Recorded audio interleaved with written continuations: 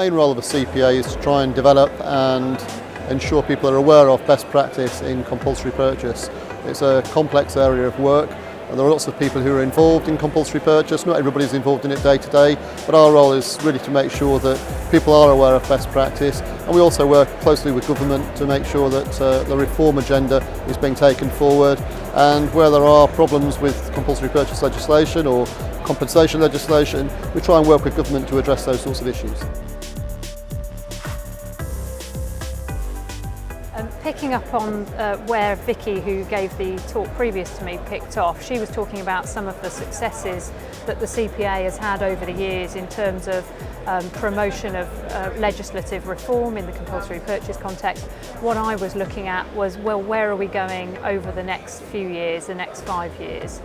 And in that context, I talked about the current context in which we find ourselves, which is one where there has already been quite a lot of legislative reform and where there's limited appetite for more substantial reform.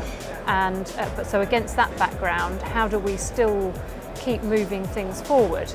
And what we talked about in particular was focusing on those areas where there remains a real need for reform, and also looking to some extent for easy wins, things that can be done to improve the existing system within the scope of the existing system without further change.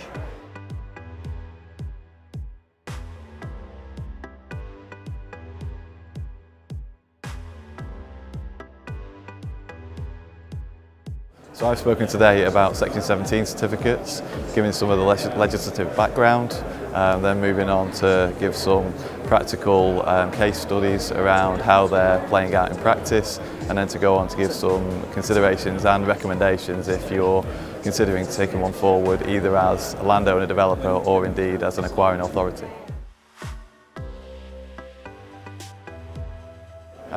Well, if you haven't been here today, there was 300 people all involved with CPO cases. If you're involved in promoting CPOs, then there's definitely something you can learn.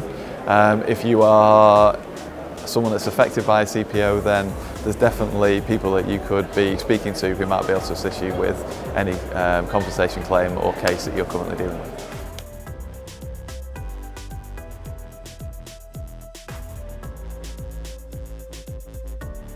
Well, we've got 15 different speakers here today. So we've heard from Martin Roger QC on accessibility to the upper tribunal.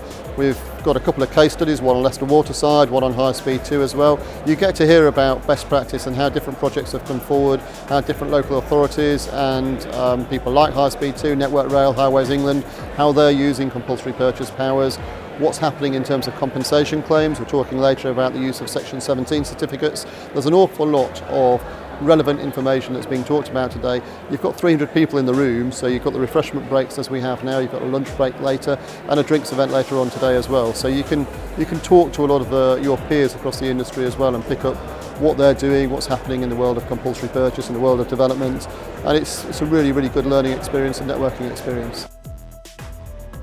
Today there are a record number of people attending this conference, and the issues that are being debated are becoming ever more pertinent, I think, to the whole reaction to the use of these powers and the assessment of compensation in modern society.